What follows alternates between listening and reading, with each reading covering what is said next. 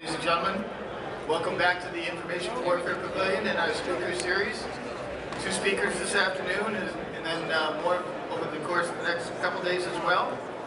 We're very happy to have with us today as your next speaker, Rear Admiral Mike Benazza, Commander, Naval Information Warfighting Development Center, NIWIDC.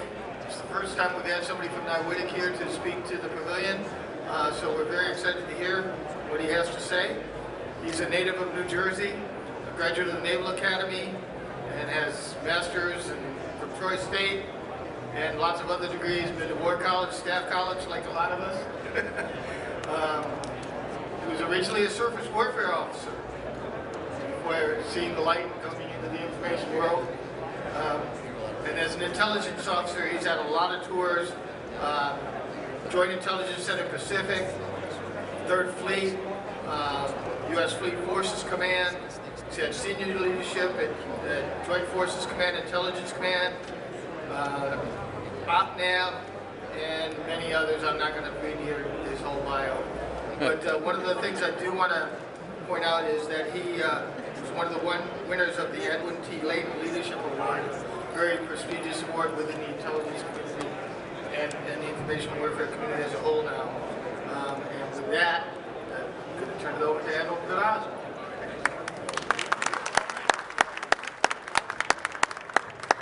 Thanks, Joe, and great to be able to talk to you about NIWIDC today and some of the things that we're working on, both for the Navy and information warfare writ large. I have some prepared remarks, and then after that, I'd be happy to take any questions that you may have at the end. Chief of Naval Operations has clearly articulated in his NAV Plan 2021 that we are engaged in a long-term competition that threatens our security and our way of life. Our national defense and military strategies focus on great power competition.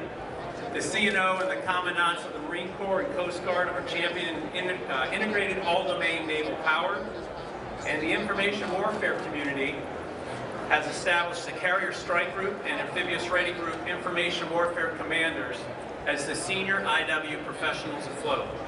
So with that as our backdrop, let me bring you up to speed on the Navy's newest Warfighting Development Center, the Naval Information Warfighting Development Center, or NIWIDC. Inspired by the WDCs of our peer surface, submarine, aviation, and expeditionary forces, and with the CNO's clear guidance, NIWIDC is moving out with drive, tenacity, and initiative to deliver the decision advantage to our Navy. NIWIDC's mission includes training IW forces in advanced tactics, techniques, and procedures at the individual, unit, integrated, advanced, and joint levels. NIWIDC is the Navy's IW Center of Excellence, enhancing fleet high-end warfighting capabilities and readiness across the operational and tactical levels of war, focused on providing full-spectrum, multidiscipline IW to our fleet commanders and tacticians in order to realize the increased lethality of DMO, expeditionary advanced base operations, and littoral operations in a contested environment. So with 2022 off to a fast start, I want to talk to you briefly about some of the key focus areas for NIWIDC. First one is enhancing lethality through our WTI, or Warfare Tactics Instructor program, and the Information Warfare Commanders. Second is driving IW innovation through network, virtual training, and experimentation. And third is our integrating joint information warfare. In January, we commenced our 8th class of Warfare Tactics Instructors since the program stand-up in 2018. The 27 candidates, 17 commissioned officers, 5 warrant officers, and 5 senior enlisted are developing expertise across the information warfare disciplines of Intel Ops, METOC, Command and Control and Cyberspace Operations, and Electromagnetic Warfare. Within the ranks of this WTI class are 3 U.S. Marines and our first Coast Guard WTI. When they complete this challenging 10-week course, they will have earned their WTI badge, bringing the total of information warfare WTIs in the fleet to over 150. Adding significantly to the growing warfighter footprint, supporting Carrier, Strike Group, Amphibious Ready Groups, Destroyer Squadrons, Navy Special Warfare, Air Wings, Maritime Ops Centers, and fellow WDC staffs at Surface Mine Warfighting Development Center, Naval Aviation Warfighting Development Center, the Undersea Warfighting Development Center, and the Expeditionary Warfighting Development Center. The WTI is designed to be a warrior, thinker, and instructor, with an emphasis on integration of information warfare disciplines, tactical knowledge, and application, immersion in doctrinal TTPs, and the development of instructor skills through final project presentations. The candidates complete an initial 4-week baseline where they receive instruction applicable to solving a series of practical vignettes and battle problems focused on the pillars of IW: battle space awareness, assured command and control, and integrated fires. Following the baseline instruction, candidates then enter into a 6-week mission area training phase specifically designed for their specialties, which culminates in the development of and presentation of a final product. In these final projects, candidates are then assigned a real-world tactical study aligned to a fleet issue.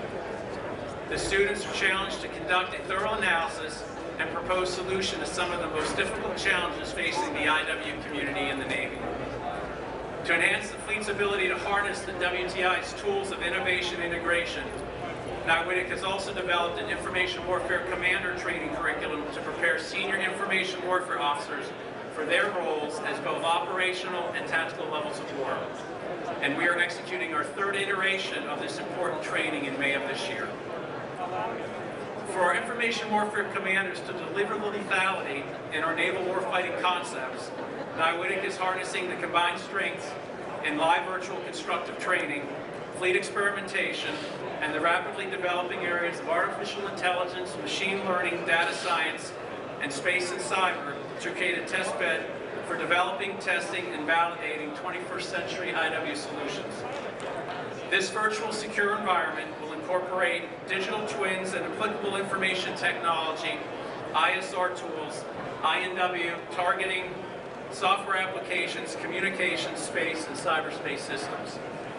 Setting this virtual theater under controlled conditions provides repetition and scalability, minimizes operational security risks, enables rapid TTP development and validation, and captures human performance data for improved feedback and accelerated learning. It also teaches our IW teams to fight hurt across the competition conflict continuum. Further, to support a broader training environment, our efforts will be synchronized with other warfare areas, the air, surface, and subsurface community, support IW at the operational levels of war, including the Marine Corps and the Coast Guard, and teaming with Naval Information Warfare Systems Command and their work in building and developing and integrating Project Overmatch. We will also create synergies and efficiencies to meet those goals and objectives. Our capacity and agility to rapidly reorient and offer game-changing solutions will be paramount to the Navy's resilience and success in great power competition. Looking to the joint environment, NIWITIC has multiple efforts to close the joint seams in information warfare. Specifically, we are working with the U.S. Army 18th Airborne Corps Scarlet Dragon series of exercises, exploring all-domain sensing that leverages AI and data management to enable the application of deliberate and dynamic targeting processes. Additionally, in support of NAV-I4's AI/ML Task Force Station HYPO, NIWITIC personnel are participating in the Air Force AI Accelerator Phantom Fellows program at MIT. This program is an opportunity to work alongside the MIT faculty and full-time U.S. Air Force AI subject matter experts on various AI/ML projects supporting Navy and DoD. So against the backdrop of strategic competition, NIWITIC's work training and developing cutting-edge warfare tactics to defend our nation is absolutely critical. We have a strategic imperative and an energizing mission that we're meeting with a purposeful pursuit of excellence and urgency. And looking ahead, there's much to do and our future is bright. We're working with the fleet to help codify the IW Commander ConOps, partnering with Naval Postgraduate School to develop opportunities for NIWITIC warfare tactics instructors and NPS students to collaborate on fleet IW warfighting projects, and teaming with the Office of Naval Research to develop IW science and technology objectives for fleet investment. Winning in contested seas means delivering the decision advantage that enables speed, action, and maneuver through the full range of military operations in all domains, and that's information warfare. Meteorology, cryptology, oceanography, information professionals, intelligence, space, cyber, both active and reserve. That will conclude my formal remarks, and I'm happy to take any questions you have.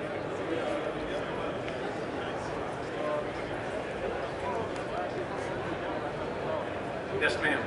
Manny's got the...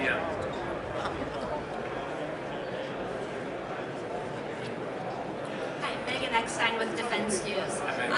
Earlier, Admiral Aschenbach talked about the need for LVC, and I just wonder from your perspective what you're able to do now and start in terms of carrying out your mission versus what LVC would really bring to you. Well, we're able to carry out a lot of our mission as we have been doing. The LVC piece is going to be able to do some of the higher end capabilities that Admiral Aschenbach talked about that we're not able to do currently at certain classification levels, either due to OPSEC security concerns there. But LVC, as I mentioned too, will allow us to rapidly develop the TTPs and the CONOPs that we need to do and run our IW teams through the various team training scenarios that are being developed.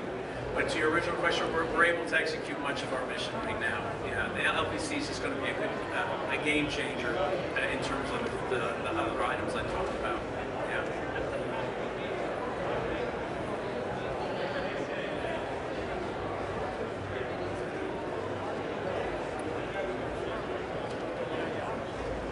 Sir, good afternoon. This is Commander Murphy. I'm the N2 at Unity Group 1.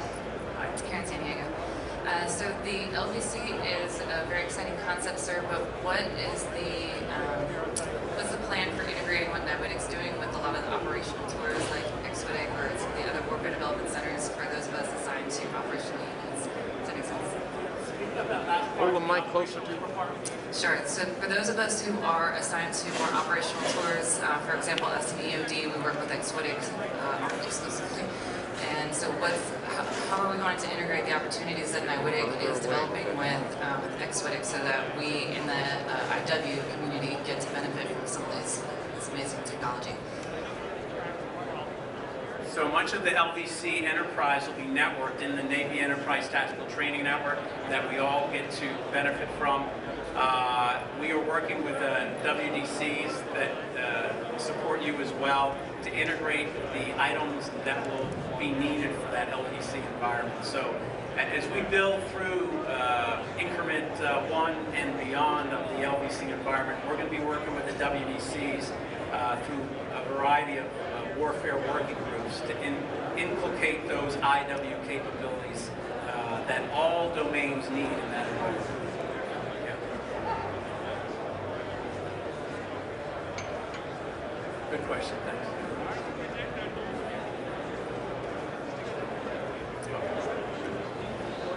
Good afternoon, sir.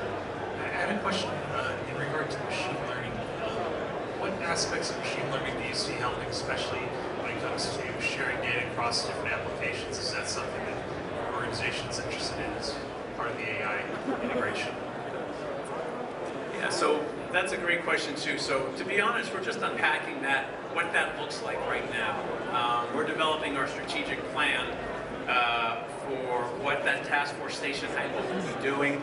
And so each TICOM has an AI ML effort, and between the different TICOMs, our individual efforts are teaming to see where we can leverage each other's strengths. As we look to go and see in terms of AI data, getting the data curated and machine learning, as we explore that, we're going to hopefully find some opportunities there that are specifically applicable to information warfare.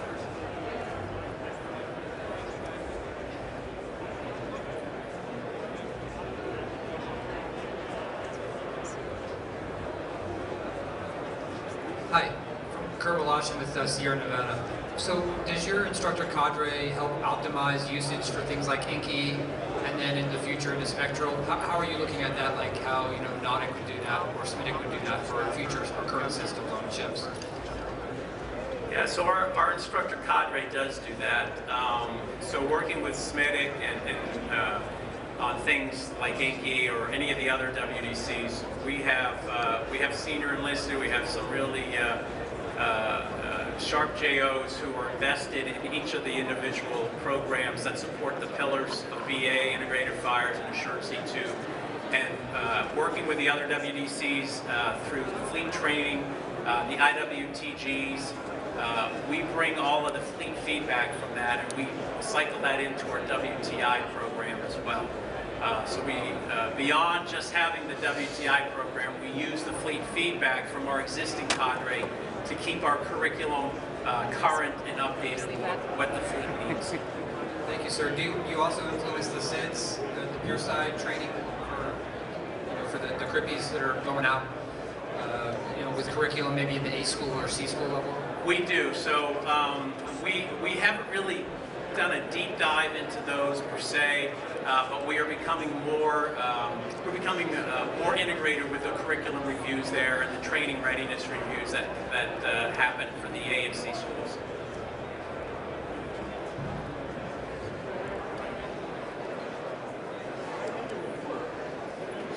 Hi. Audrey Decker with Inside Defense. I have another LVC question. I guess I'm wondering what's next for LVC training? What will upcoming investments be focused on? What does the Navy hope to accomplish in the next year or so with the program? Thank you.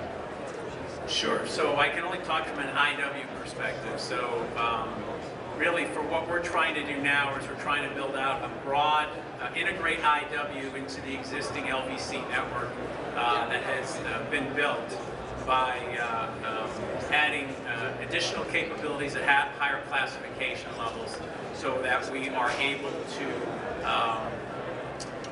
test and validate some of the TTPs and CONOPs we have, see how our teams perform in that environment where they can kind of do sets and reps, and then take that, and then when we see teams doing well, why are they doing well?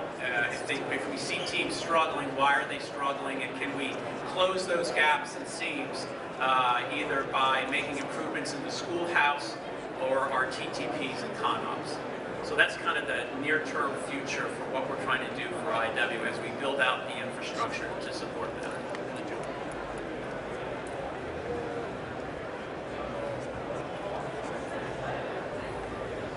Hi, Sir. Louis Schindler with VMware. Looking at what's going on in Ukraine the last couple of weeks, where IW has been a largely public exercise because of open source and U.S. government use of tactical deployment of open source, things like that. Have you thought about, or are you already incorporating the commercial and open information environment in the WTI process? And is there a way that industry can help you as you introduce that currency and fluency for your information warriors? Yeah, thanks for that question too. So, not necessarily related to what's going on in the theater over there, but in our 10-week class, we're always looking to see, certainly on the various INTs that make up battle space awareness and the other two pillars, how we can squeeze in or make better all of those pillars. So during our curriculum reviews, after each class, we look at that. So not per se to open source intelligence or things like that, but where we can integrate it and where it makes sense, we do. Good afternoon, Admiral. My name is Roberto Torway. I'm with OpNav M9. Because I'm not familiar with WTI or even the baseline curriculum that's being done at NIWIDIC, what is the difference and why couldn't what's being taught with the WTIs be incorporated into the baseline curriculum that all information warfare officers get as they begin to start their careers? Yeah, that's a great question too. So I think at the WDC level, what is different there is we have a captive audience for 10 solid weeks, and And we're able to leverage the WTI network from the other WDCs that aren't otherwise readily accessible in other early curriculums or early training. And then most of the folks that are WTIs, when they come to us, they're already building, they already come to us with a good level, a good fleet understanding. So what the WTI program does is look to make that better through doctrine, TTP, and also the concepts of IW integration. We really need to do that earlier, and the WTI program looks to get after that, where we're integrating all of the IW disciplines. So at the end of the 10-week program there, they have a really good understanding of not only what they're bringing to the fight, but what the other communities are bringing to the fight as well. And then when they go out to the fleet or their production tour or their post-job, they're able to leverage the WTI network to help them in any of the challenges they have in their jobs. So that's kind of what that brings to the fight. So thanks for the question.